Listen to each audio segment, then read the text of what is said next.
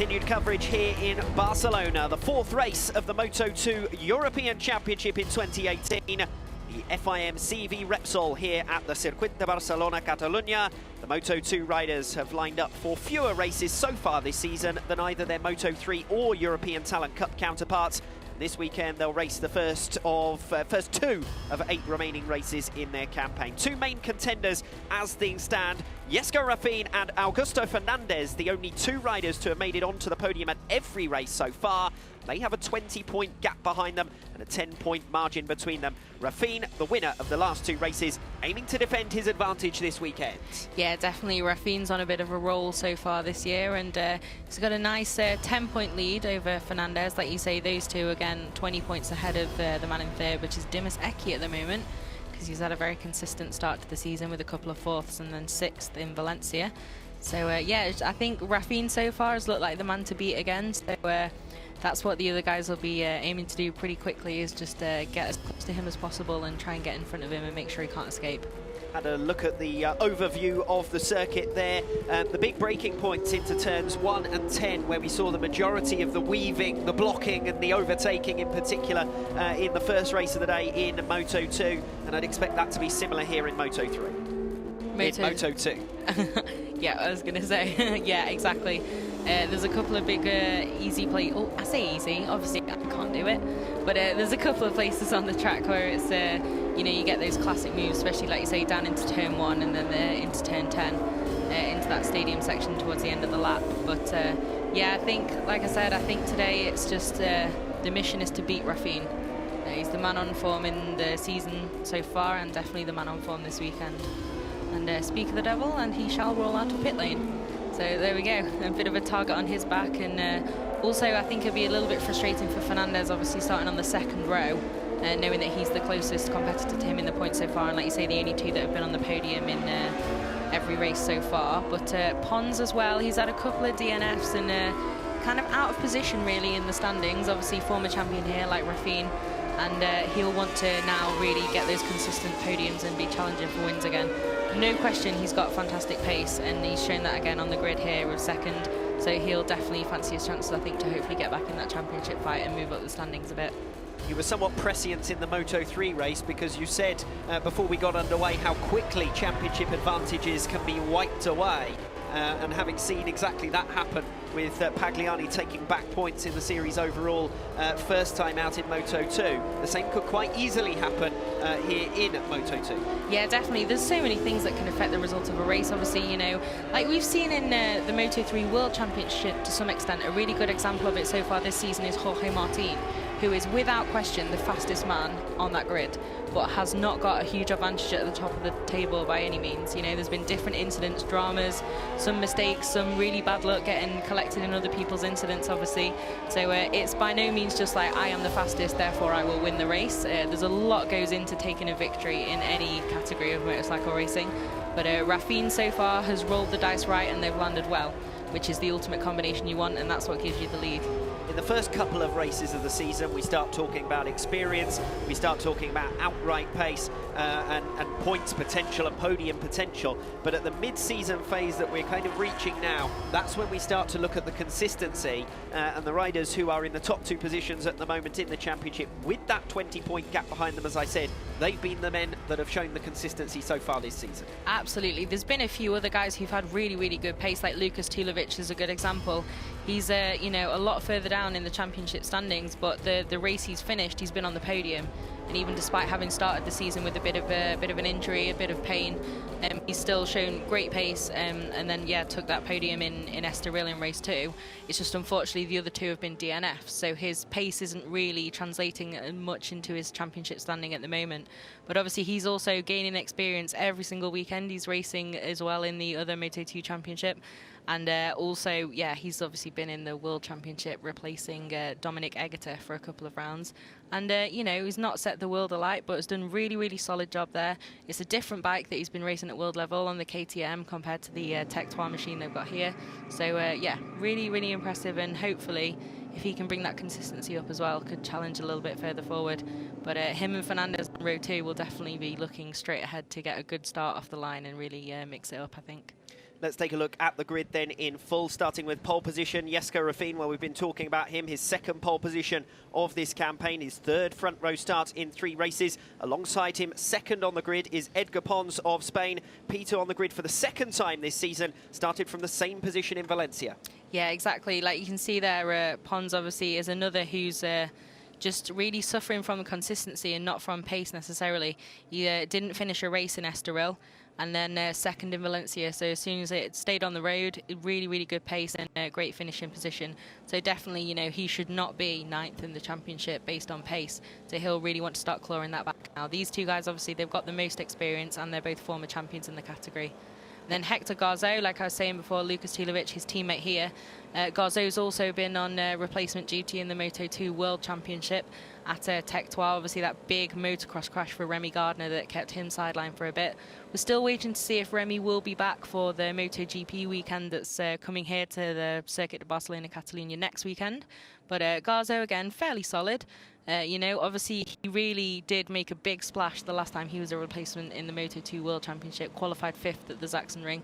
Not been quite on that level this year, but it's all good and it's all great experience for them as well. That completes our front row then. Ruffin, Pons and Garzo. Augusto Fernandez, the rider we've been talking about, the former European Junior Cup winner from Spain, back in the Moto2 European Championship this year after what was a difficult season at World Championship level in 2017. Straight back into the CEV with the form he showed in 2016 on his way to 5th in the championship that year. 3 podium finishes out of 3. He's Jesko Ruffin's closest challenger so far in 2018. Yeah, definitely. I mean, Fernandez, like you said, it was a bit of a difficult season in the Moto2 World Championship, but towards the end of the year in Sepang he got 12th and he got 15th in Valencia, so scored some good points, which is by no means an easy thing to do. So that's pretty impressive. And like you say, come back here and really immediately showed, I've got the pace, I'm a front runner, and straight back on it and on the podium. 5th on the grid, Lucas Tulovic of Germany, the 17-year-old, now in his 3rd full season in the Moto2 European Championship, finished 9th overall last year, finds himself outside of the top 10 in the 2018 Championship, a couple of DNFs, but with a first podium finish in this category at race 2 in Estoril, he's certainly proven that he has what it takes. Directly behind him on the grid here, Tommaso Marcon of Italy, his best qualifying of the season so far to take 6th position, 2nd row of the grid. The 18-year-old has made a successful switch from the Italian Championship with 3 good points finishes so far this season. A real challenge in his debut international season, learning some of these tracks for the first time. But a 5th place finish in Estoril shows he is one to watch. Yeah, definitely. I think Marcon is a great example of consistency really paying off. Obviously 7th and above a few bigger names in the championship standings as it stands, just because he's getting those results and he's really converting the pace that he has into a solid points finish. So we'll be pretty happy with that. 3rd row of the grid, Alcoba, Cardalus and Eki. Alcoba, the 17-year-old, also racing in the Spanish Championship, actually took a win on this circuit in the Stock 600 category a week ago. Certainly looking to really get his CEV Repsol career up and running this weekend after retirement in Estoril, hoping to put his first Moto2 European Championship points on the board. Yeah, definitely. And like you said, Cardalus as well. He'll be going to move pretty far forward pretty quickly, I think. Obviously, he was the dramatic crasher in Estoril off the start. That cost him a little bit. And but also he's been quite busy recently, wildcarding Moto2, and then also had a test for the Reala Avintia team on a MotoGP machine. So it's all good experience for him, for the Andorran rider, and he'll be hoping again to get that bad luck behind him and hopefully fight for the podium, I imagine. Something of a veteran in this category. This is his 4th season now after moving up from lower categories. The 20-year-old rather had a strong start to the season, 2nd on the grid in Estoril. Hasn't really been able to convert that single lap pace so far into any of the top finishing positions. He's 13th in the standings, and the bulk of his points scored in race 2 in Portugal. As we move on to see Dimas Eki, the 25-year-old Indonesian, finished 6th in the 2017 Championship. There he is, showing far greater consistency so far this season. And now looking for his first top 3 finish of the campaign. It's podium positions they're all after on a circuit where he took his only podium to date in 2017. Yeah, he'll definitely be pretty happy to be racing again at a track where he's got podium form, like you said, and great consistency. Really taking a step forward with that. 2 fourths first time out, and then a 6th place. That's a good start to the campaign, and it's paid off for him in the standings because he's currently 3rd. And like you say, he's 20 points down on the 2 ahead. But that's a job well done, I think, for Dimaseki, and it's great to see, representation again from Asian nations on the grid and doing well and really, flying the flag. Well, we've been talking about the Asian riders coming in. They've certainly got a lot of travel to participate in these championships and long away from home. As we take a look now at the riders on the 4th row of the grid, rounding out the top 10, Mikel Pons, the 20-year-old, back in the Moto2 European Championship this year, had a couple of season absence, and he's already looking set to improve on his previous best results, so the time away faring him well.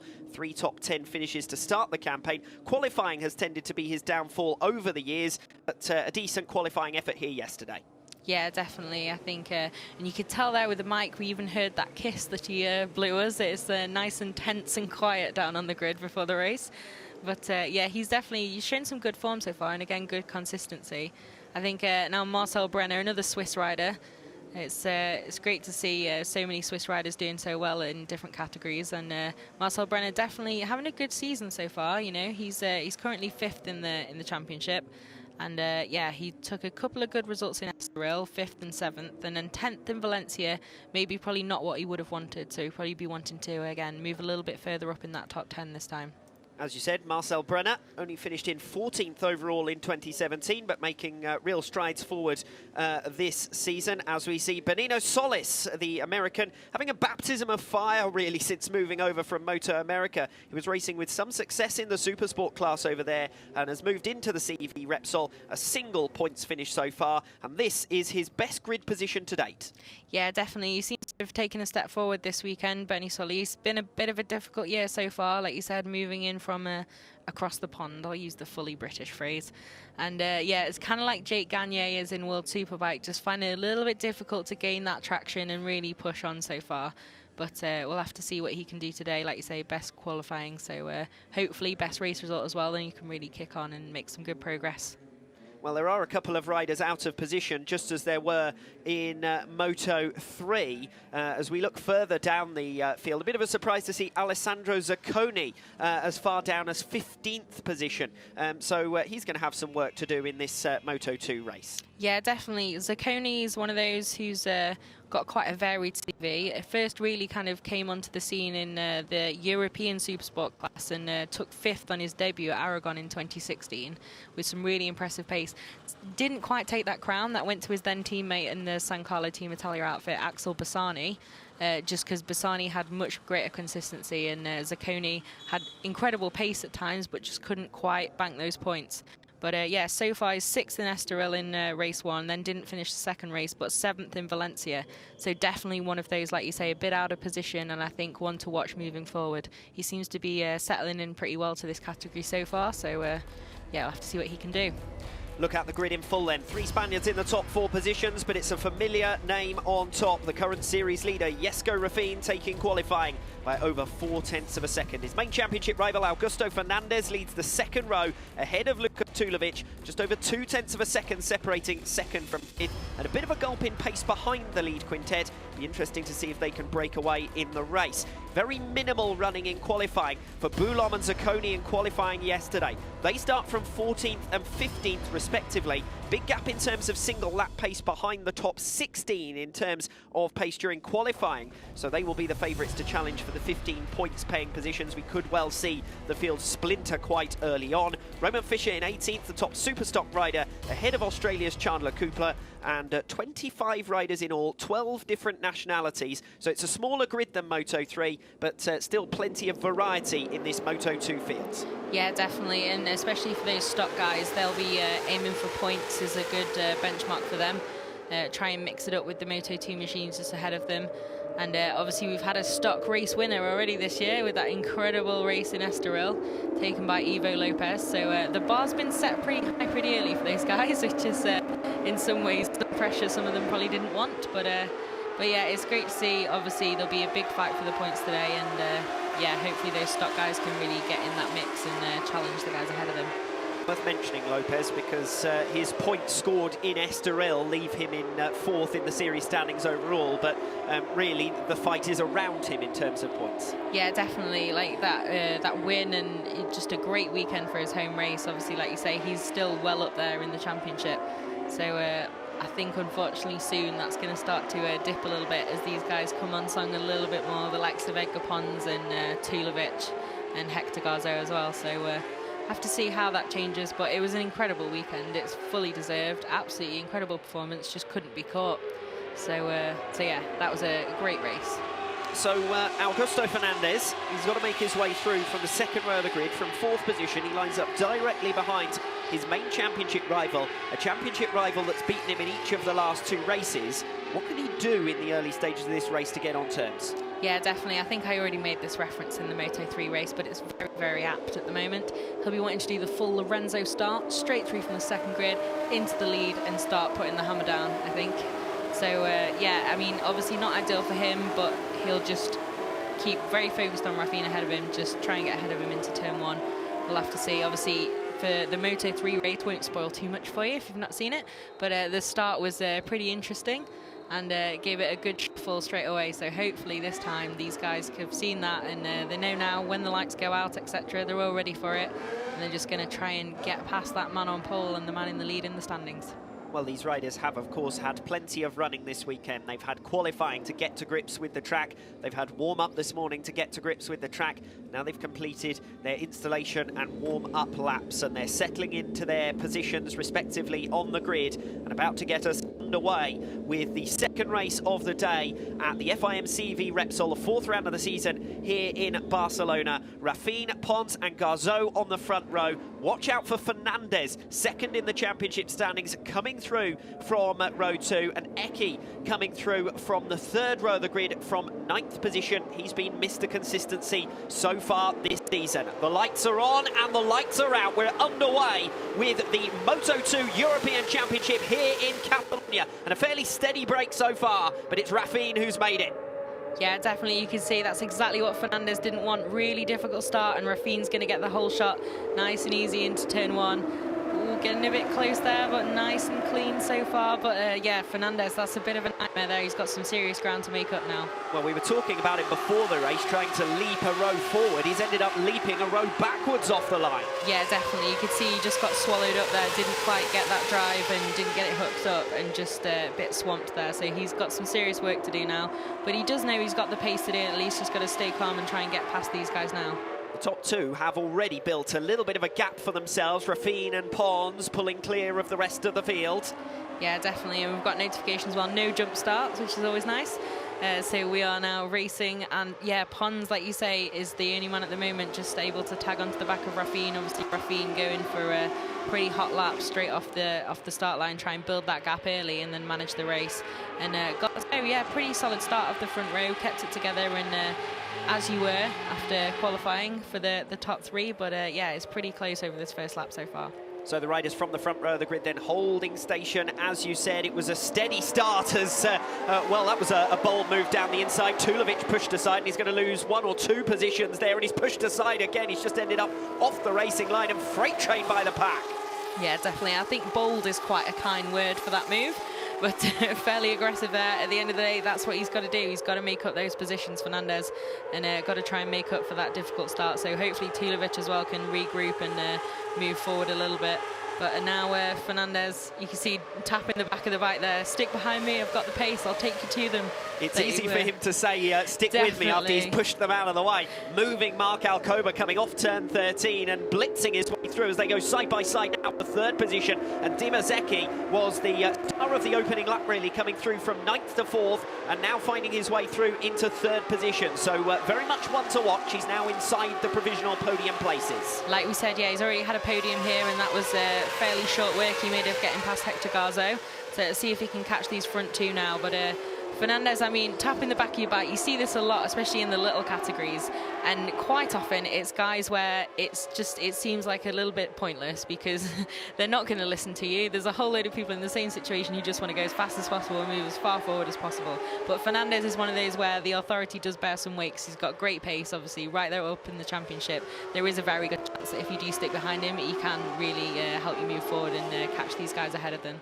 In fairness, though, it's a gesture that means don't overtake me, which in racing is as you said, generally pretty pointless, as Rafin leads Pons and Eki. Eki in particular with a fantastic start to this race. Now we find out if he can bridge the gap to the top two, because the top two started to break away right from the early stages of this race, and Garzo, who was third position, is dropping backwards now into the clutches of Fernandez. Yeah, definitely. Fernandez has really tagged onto the back of these guys super quickly, and he'll want to make light work of this and then see if he's got the pace to tag onto the back of the other two. Because obviously if he's got comparable pace, which he has, that's all well and good, but he also has to have the pace to catch them and then show that he's got the same. So he'll want to get past these guys as soon as possible. Looks like he should be able to get Garzo maybe into the braking zone in turn one now this time around.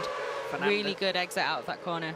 Fernandez then making his way through as they come down the start-finish straight to challenge for fourth position. It's Garzo who holds firm on the racing line. Fernandez reticent to make a move into there, thinks about it and slots back into this three-way fight that's developed over third position. I really thought that Eki, after passing Garzo, might break, but he hasn't been able to do so, to the credit of Garzo, who stayed with him. But Fernandez looks faster than the pair and had to back out of a move there because Garzo was thinking about a move down the inside of Eki, and he is going to find a move down the inside of Eki, and through he comes for third position. Great move from Garzo to recover P3. He's back into the provisional podium places, and here comes Fernandez. The move blocked for the moment, at least by the number 20, but it's all change in third and fourth places. Yeah, definitely. In a lot of ways, this is exactly what Fernandez doesn't want. The guys ahead of him obviously concentrating on each other, a lot of feints down the inside, taking a look at each other, overtakes. Obviously, that's just kind of essentially in his way, in his mind. He just wants to get past them as quickly as possible, but if they're fighting each other, it can make the task a lot more difficult. But so far, at least at the front, it's really close. Obviously, Pons not allowing Rafin to get any daylight in the lead, so that's good for the race. And just have to see now, Fernandez, you see, making his way past Eki. Now they've calmed down a little bit. If he can hopefully now get past Garzo quickly, I say hopefully for his sake, if he can get past Garzo quickly, then we'll see if he can make any inroads into that lead. Fernandez was the fastest of the lead quintet last time around, by half a second, actually faster than Rafin, even the race leader. So the Swiss rider has broken 0.3 of a second clear up front, but it's Fernandez who is his direct battle here, and Fernandez gets a good run out of turn number 14, and down the start-finish straight should have that move made for third position as we wait to see which order they come through in.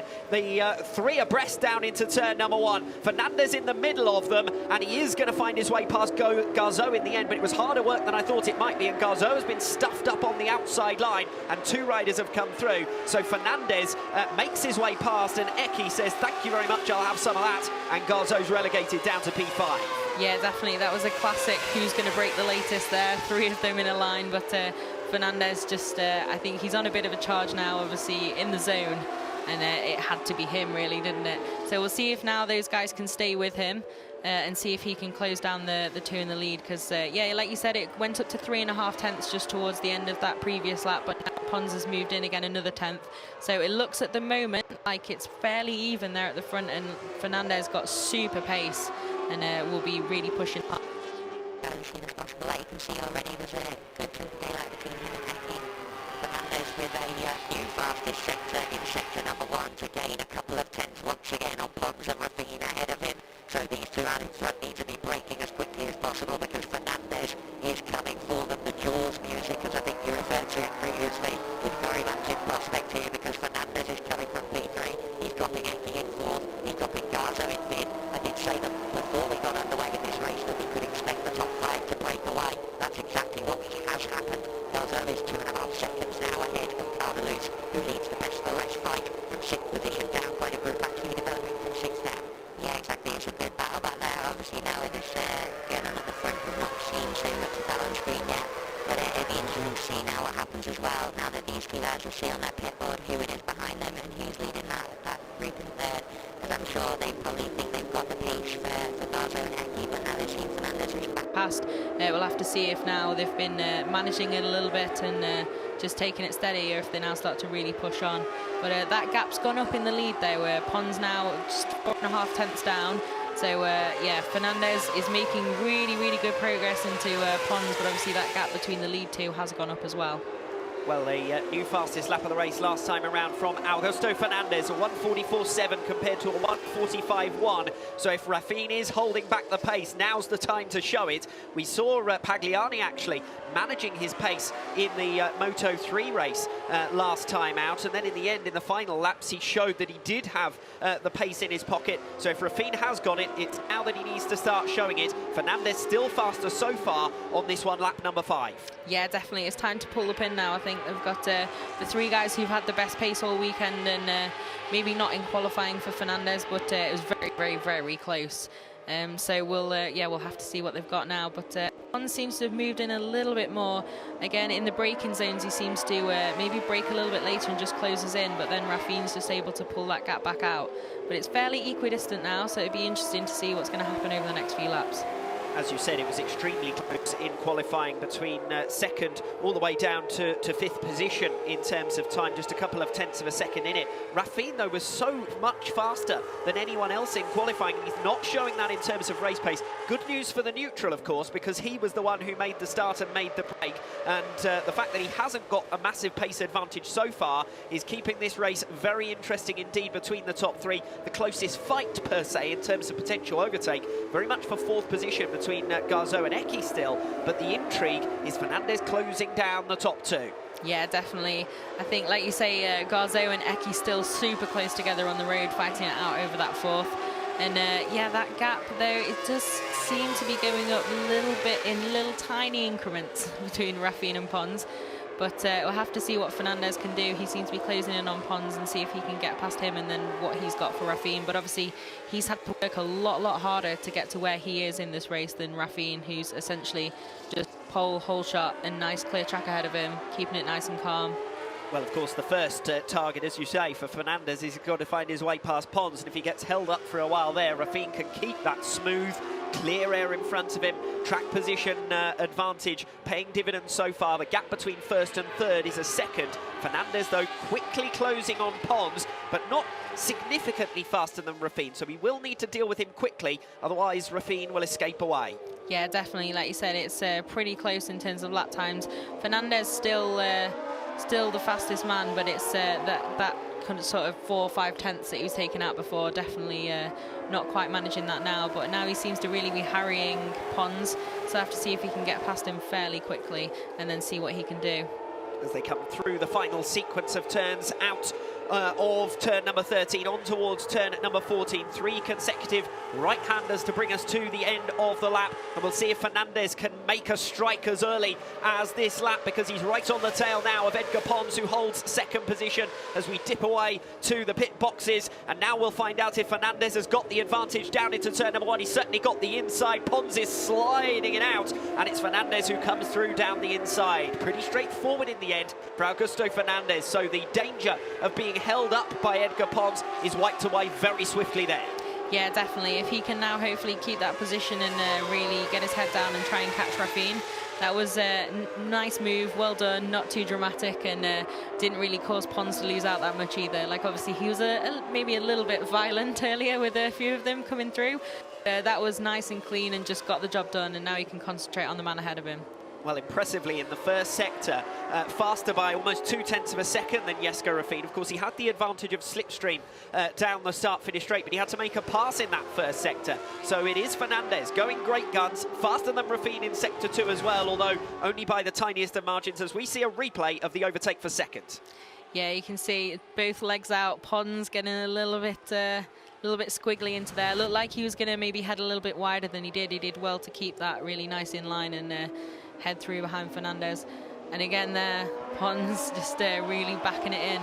But at the moment, yep, Fernandez seems to be making some fairly good progress. He's still, you know, not significantly faster than Raffin, but he's just taking little bits out of him gradually as we go through each sector. So yeah, have to see if Pons can stay with them as well. Worth a mention of the battle for best of the rest, as I've been calling it. Tulovic a few laps ago making his way past Cardelus for 6th place. Those riders still in a group from 6th down to 8th. covered by just a second. So I suspect that that battle right at the edge of your shot there in the background hasn't quite finished yet, but the focus still for the moment on this leading tussle. We've said that Fernandez has been gaining in ground quite gradually. On that last lap, gaining a significant chunk of ground, and the gap between the top two is now just half a second. Only a matter of time before Fernandez catches Rafin. Will he be able to pass him quickly as well? Yeah, we'll have to see as well. Like I was saying before, tyre life, obviously Fernandez has had to put a lot more into getting onto the tail of Rafin. Have to see how that plays out towards the end of the race. You know, obviously Rafin as well, over the last few races, he's not been that used to having to fight it out, having company at the front and knowing that there's that last lap threat. That could also be an interesting factor later in the race. But like you said, last time around, significantly faster, about half a second for Fernandez, so really eating away into that lead and catching Rafin. We saw a flash of a couple of the battles further down the order there, the rivalries for the lower reaches of the top 10. But as for the race lead, it's just simmering nicely at the moment. Rafin has started to fight back somewhat on this lap. 2 personal best sectors in the first 2 sectors. He knows that he's got a tiger on his tail. Yeah, definitely. Obviously now he'll have seen that it's Fernandez behind him as well. And yeah, just seem to just find a little bit more speed there. Super close between them though, a tenth or even a few hundredths or thousandths per sector. So it's not like he's suddenly pulled the pin in a dramatic way. We'll have to see how this plays out in the next few laps and see if Fernandez has got that to just get on his tail, and then what does he want to do? Does he want to wait? Does he want to look at how Rafin's riding the track where he could possibly make a move later? Or does he think he's got the pace and it's better to try and pass him and then break away?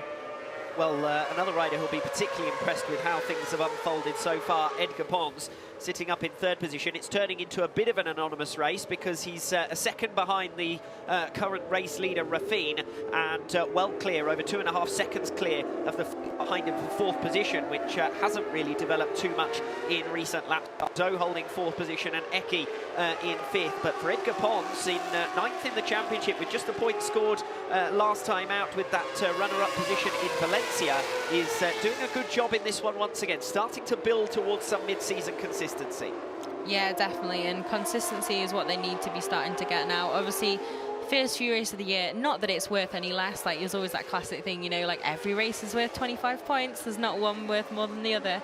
But, you know, the key thing is to progress throughout each race, not just in pace or position, but to just, you know, learn how to manage different stress and situations in the race, when to sit and take the result and really, you know, get those points rather than always just pushing on and then maybe over the limit a little bit too much. But yeah, like you say, consistency, that's what wins you titles. And even if you're not necessarily in contention for the title, consistency is an important thing you need to have. And racing over a whole season can be a very different thing than racing in one single race. So, you know, there's a few of these guys need to just kick on a little bit with that. And just, you know, today, if 5th, 6th, 7th is the best you can do, take 5th, 6th, 7th, learn what you can from it, and then see if next time you've 4th, 5th, 6th. You know, that classic sort of putting the whole season together as a, you know, a campaign rather than simply loads of different single races. But obviously these two at the front now in this race are also the two that have managed to do that the best so far in the championship, and they've really got the dividends from that with that 20-point buffer.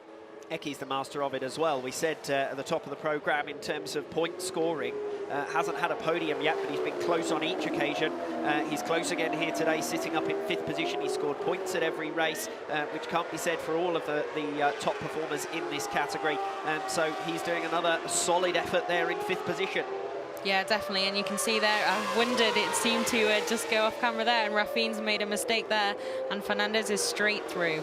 So obviously, other than just gaining the lead of the race as well, he's not really had to work too much to get that position, which is good given the amount of overtaking and yeah, tyre he's had to put on the track so far to get up here.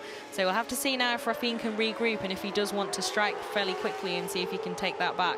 But a big mistake there, quite unexpected from someone of Rafin's experience and someone who's been absolutely solid so far this campaign. Massive moment in the context of this race, because it looked to all intents and purposes as though the battle out in front was settling down. Fernandez had a lap where he was more or less matching Rafin's pace and not gaining on him too much at all. The gap was stagnant at 0.3 of a second. Now it's turned on its head, and Rafin, who hasn't been the rider who's had the pace advantage in this race so far, needs to find some of that qualifying pace that he has tucked up his sleeve. Yeah, definitely, and it would be interesting to see how mentally he copes with that as well. Obviously, had everything under control and then just that one mistake, and now he's not struggling, but obviously he's the guy now with the task ahead of him. And Fernandez will have seen that as well, and he'll know that Rafin's made that error and that he's now got the lead, and that plays a part as well. Obviously, mentally, Fernandez will see that chink in the armour and try and now crack on, I imagine, with putting some laps in. It's also opened up Rafin to Edgar Pons somewhat because, to his credit, he's stuck with the lead duo, 0.8 of a second separating the top three. So Pons is right there if Rafin makes another error whilst trying to go off in pursuit of Fernandez, the race leader. Yeah, definitely. For a while, it looked like Pons maybe wouldn't quite have the pace to stick with these guys, but at the moment, it seems to have managed to regroup a little bit and still well in this fight for the win, not even just for the podium. Obviously, like Rafin's exactly just proved, with this moment here, just heading really wide. And yeah, you know, those mistakes, they can make a big difference to the outcome of a race, both for the individuals or the podium, you know. Like I said, it's not just, oh, I've gained a position, it's how you deal with that mentally as well, the strategy of the race, how is it going to play out? Because in Moto2, obviously, it's not the crazy crash bang wallop of Moto3. There's a lot more kind of the mental game to think about in a lot of ways. So, but Rafin so far staying right on Fernandez's tail. It's only about 4/10 at the moment, maybe even a little bit closer now. They very much have different strengths on this track, so it seems to concertina a little bit, but Pons doing a pretty good job to stay in there. I much appreciate a steadier race this time around in Moto2, because if we'd carried on at the breakneck pace of that first Moto3 race, we would have been tired out by the halfway distance in today's race meeting, as the top three still closely packed together, still within a second of one another. But I tell you what, it looks to me as though Fernandez has got the legs in this one. Definitely, he seems to be fairly solid. There's a little tiny wobble going through there, but nothing too extreme. But yeah, it's half a second now. It'll be interesting to see how this is affected as we, like I say, with tyre life, as we start getting towards the final laps. Obviously, 11 of 17, just about to go 12 of 17. So there's still a fair distance to go. It's not a short track here in Barcelona, so it would be interesting to see if Fernandez has got that pace over the whole race distance, or what Rafin is willing to risk with the points advantage he has on those final laps. Practically side by side as they came down the start-finish straight in the battle for fourth position. Garzo is now having to defend quite aggressively against Eki. There was less than 1/10 of a second between them at the end of that lap number 11, and through lap 12 it looks as though Eki's decided to put a spurt on and try and claim his customary fourth position. Definitely, yeah. Again, another consistent ride from Eki. You should be happy with that, although not quite in the podium battle as he was last season.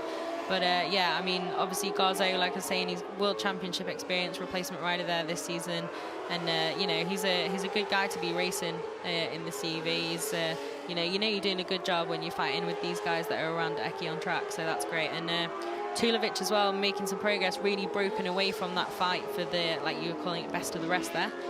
He's like in some nice clear air now in 6th. And it looks like Eki's now got a little bit of clear air behind him as well there. And Tulovic closing in.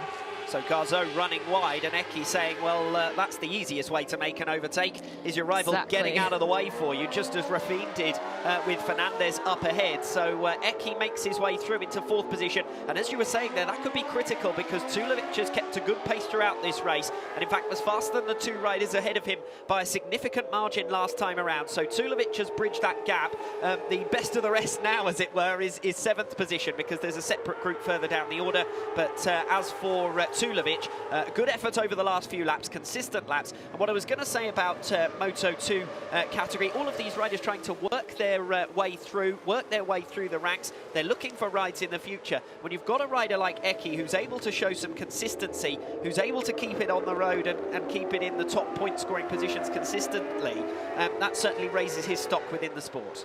Yeah, definitely. And obviously, again, it's great for so many different Asian countries now have such representation on the grid over here in European Championships and in, you know, obviously Moto3, Moto2 World Championships. Obviously Hafiz Shaheen as well. Japanese riders have always been an incredible part of the sport, but now it's great to see a few more from different nations like Indonesia or Malaysia, Thailand coming through. So that's really good to see. And Tulovic now just lost out a little bit there, as you can see, and Garzo back ahead of Eki. It says on our timing screen. We'll have to see if that's necessarily true when we get the camera shot. Well, they certainly remained very close after that error, so we'll see how that unfolds, and we'll also see how this battle for the lead unfolds, because Rafin gained a couple of tenths through Sector 2, and that's a visible difference in terms of the margin between them, because at the end of the previous lap, there were only 0.3 of a second between the top two. Fernandez now with Rafin right tucked up behind him, and Pons has closed in a bit as well. Yeah, definitely. We've got two trios now fighting it out in these two groups. Super close together for both. And I can see, I think Tulovic just got past Eki in that second group. You can just see in the background there. At the moment, Fernandez still in the lead of the race, and Rafin still close. But Pons is really hanging in there, and definitely not too far away with 5 laps to go. You know, who knows what's going to happen ahead. He's not, you know, got too much distance between him and them, so should be feeling fairly okay with that. Just try and make sure he can stick to the back of them. Maybe Rafin might be going for a move here. Yeah, looks like it. He said, okay, that's enough now. I'll have my lead back. Thank you very much. So let's see if he thinks he's got superior pace to Fernandez on the next few laps, and if he can keep that and make a gap. Side by side as well for 4th position, as Tulovic has made 2 positions up now and comes through for 4th position. An excellent ride from Lucas Tulovic, who gets past Hector Garzo. Eki tucked in right behind, and these two are now going to resume their rivalry, but instead of being over 4th, it's now over 5th. Yeah, definitely nicely done from Tulovic there. Just not blocking his teammate too much there, but just making sure he's got the line into the next corner.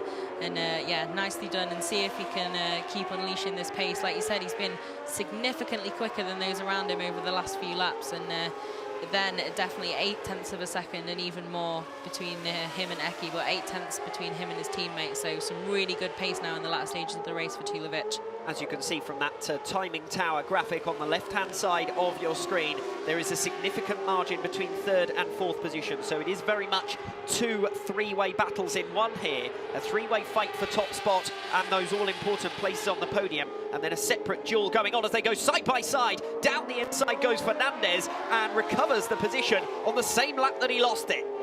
Yeah, definitely. Obviously, he doesn't want to let Rafin have a go at breaking away and taking the lead back. Super happy to be ahead of the Swiss rider. Nice move again, nicely done.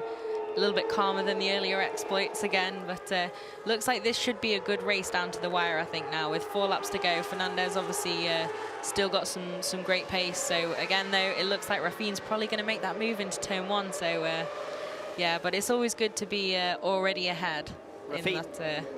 Rafin capitalising on the slipstream, cuts back down to the inside just as he did a lap ago. We'll see if Fernandez can respond. As you said, it's a to and fro battle between these two out in front at the moment, and if they get it all wrong, Pons is just far enough back not to be drawn into it, but close enough that he could capitalise. So he'll be satisfied with where he is, because it doesn't look as though he has the outright pace to match these top 2. We've said that various times during this race, but while they fight one another, he had the opportunity to stay in touch.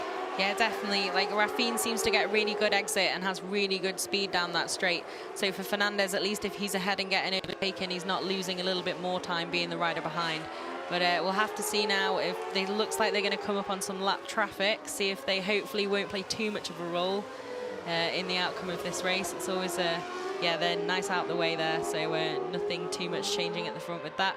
But that's always a worry when you have the riders ahead if they don't see the blue flags. But these guys now, though, they are starting to make a gap back to Pons a little bit. I think Rafin's obviously decided he wants that lead back and he wants to really put the hammer down.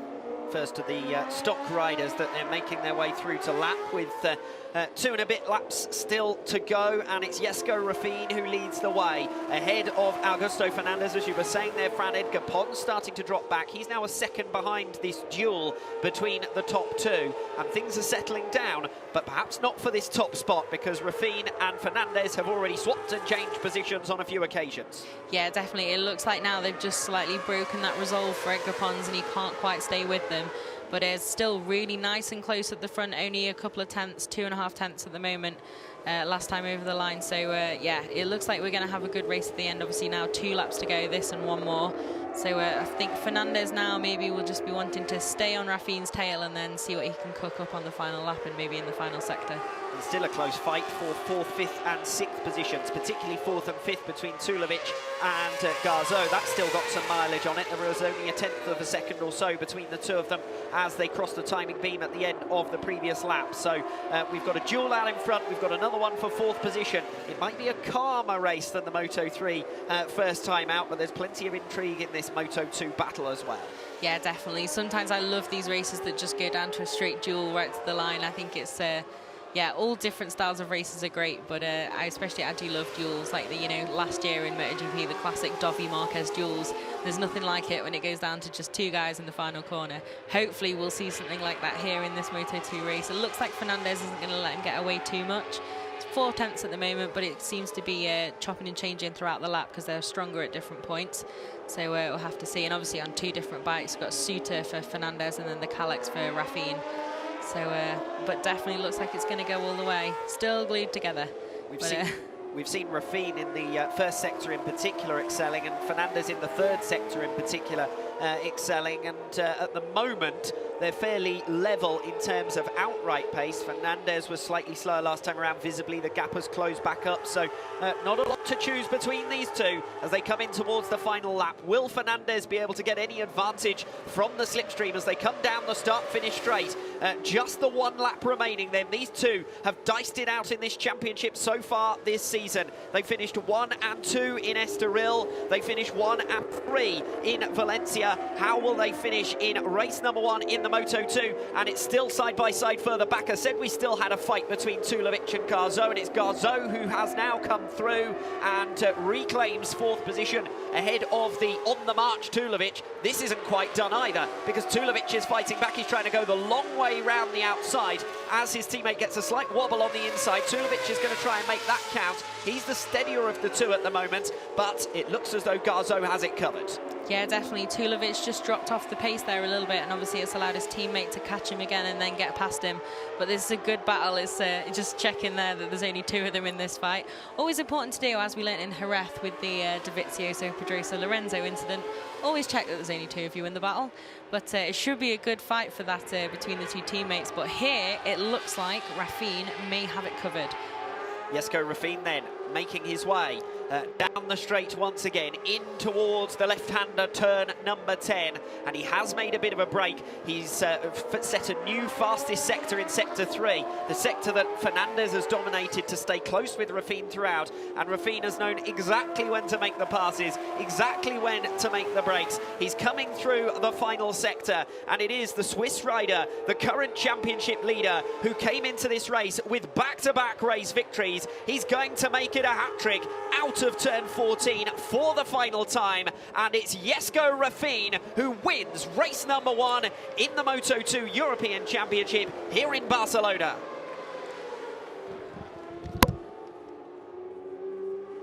Side by side as well, further back down the order, and it's Garzeau who holds on against Tulovic to take 4th position. Raffin, Fernandez, Pons, and then that separate battle, it's Garzeau who takes it ahead of Tulovic in the end. And those two, of course, were fighting to take points from one another. And neither have had a particularly consistent start to the season, so both will be satisfied with a solid points haul there. It's Raffin who wins it then. He'll extend his championship lead. It was up at 10 points, and that will now be up at 15. So I'm sure that his reaction will be delight to that one. Fran has nipped away to go and get his thoughts on race victory there.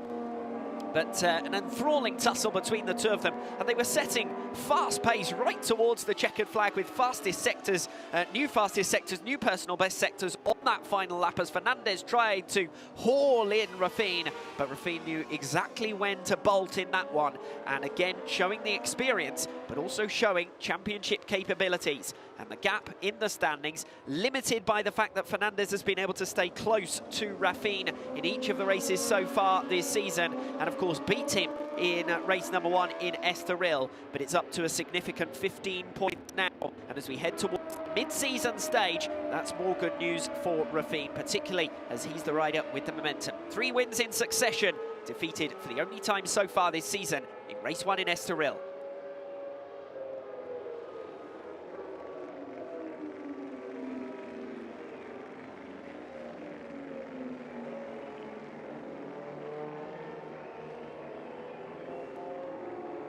Time for celebration then for our podium trio. Edgar Pons in third position, Augusto Fernandez in P2, and Jesko Rafin, our race winner. But credit to Garzo and Tulovic as well. We saw them taking the applause from the crowd because that was a fantastic battle over fourth position. Tulovic marching his way through because he was outside of the lead group. The top five broke away in the early stage of that race. Tulovic clawing his way back onto their tail, through up to fourth position, eventually relegated to fifth. Here's confirmation of the result. Rafin and Fernandez with a second between them. Pons eventually isolated in third, but to his credit, he stuck with the top two for the majority of that race, and that's promising for him. He was on the fringes of the top 10 in the championship coming into this race, and this will have further moved him up through the standings.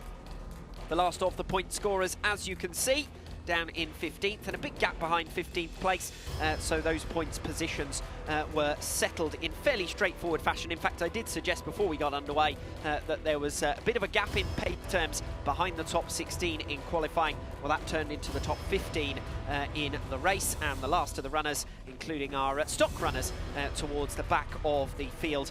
22 riders in the end making it over to finish. We had two DNS, two non-starters, before we got underway with that race of the 24 riders. But it's Jesko Rafin making his way back into pit lane now, having conquered for the third race in succession this Moto2 European Championship, and he will be highly satisfied with that, because there were moments during that race where it looked as though Augusto Fernandez from fourth on the grid, who dropped backwards through the field quite dramatically, fought his way through aggressively in the opening laps, pushing his way past at times, got back into second, closed down Rafin, passed Rafin.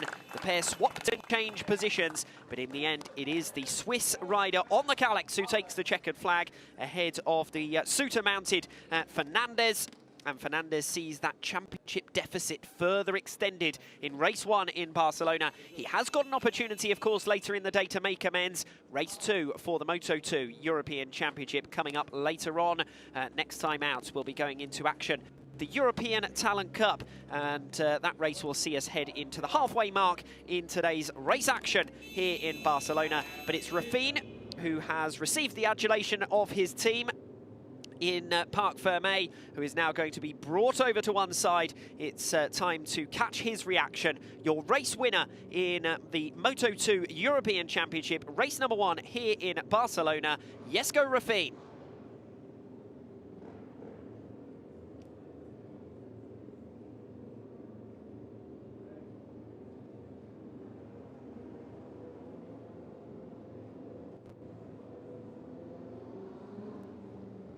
Augusto Fernandez then dropping further back in the overall point standings. The series leader coming into that one takes a third successive win.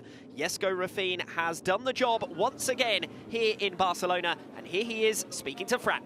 Okay, so Jesko, another incredible race, 3 in a row now, extending that championship lead. What can you tell us after the race here in Barcelona? Yeah, first I will dedicate this race to my friend Luis Salom, and yeah, I hope he saw the race and enjoyed like me, and yeah, just regards to Luis. Thank you. Dann auch auf Deutsch, bitte. Ja, dieses Rennen bin ich für Luis Salom gefahren und widme den Sieg an ihn, und ja, ich hoffe, er konnte von oben das Rennen anschauen und hat es auch genossen wie ich, und ja. Vielen Dank. Well, Fran showing her versatility, first in Spanish in race 1, and then with some fine German as well after the second race of the day. That's all in terms of race 1 in the Moto2 European Championship. And what a race it was, a calmer one than we saw in the Moto3 category, but no less hard fought, particularly between Jesko Rafin and Augusto Fernandez, the number 73, fighting his way through the field. Here's a few images, particularly of those pugnacious efforts in the early stages of the race, and how he eventually finished second best to Jesko Rafin.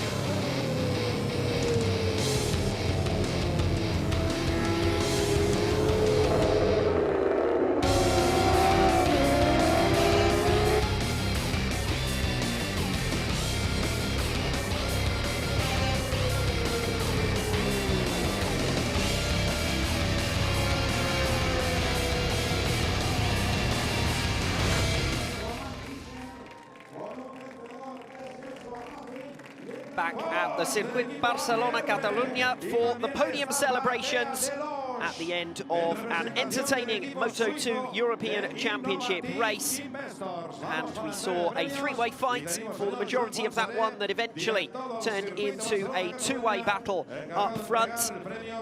And now it's time for the trophies to be presented. It must be said that before we even got underway with that race, we said the top two were breaking away in the championship, and they finished top two again there. Starts to settle us down into a head-to-head battle for the title of European champion in 2018. Augusto Fernandez so far second best, and the Spaniard unable to take advantage of what is effectively a home race here in Barcelona, and it's Rafin who further extends that championship lead. It's up to 15 points now overall.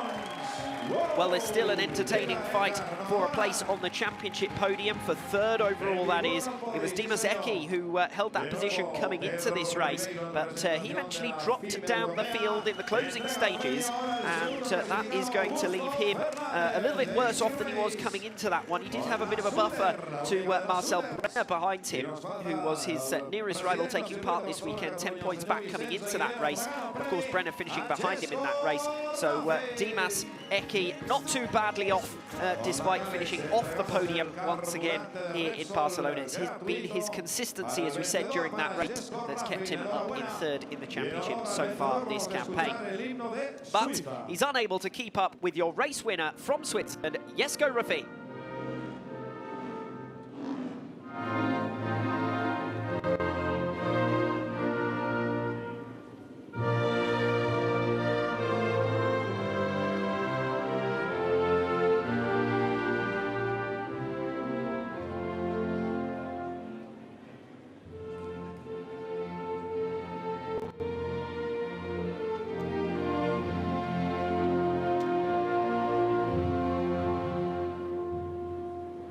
Ok, gracias. Enhorabuena para Jesko Rafin. Impeccably observed the national anthem, as you can see in the bottom right-hand corner of your screen. Confirmation that Jesko Rafin, the race winner, extends his championship advantage.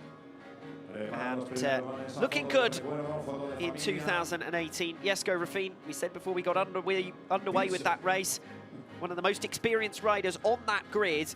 He started on the front row of the grid. Fernandez deserves a huge amount of credit for fighting his way back through the field, because he got off to a very poor start, as we saw again in the musical highlights. From fourth on the grid, dropped backwards to as far as ninth for the fringes of the top 10, and then a pugnacious effort getting his way back through into P2. So a damage limitation ride for him.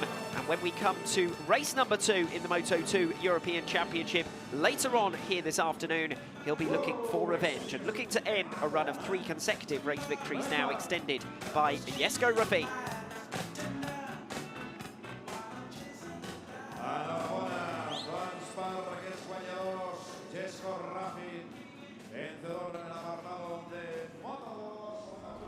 So an opportunity to take a look at the revised and updated championship standings. It's Jesko Rafin who leads the way, the gap up to 15. But as I said, it's Dimas Eki who holds on to third position. Edgar Pons making progress in fourth place in the championship overall, but he's still 10 points back from Eki. They'll be hoping to make further amends into that advantage in race number 2 in this Moto2 European Championship later on here today. Garzo, Brenner, Pons and Marcon rounding out the top 9.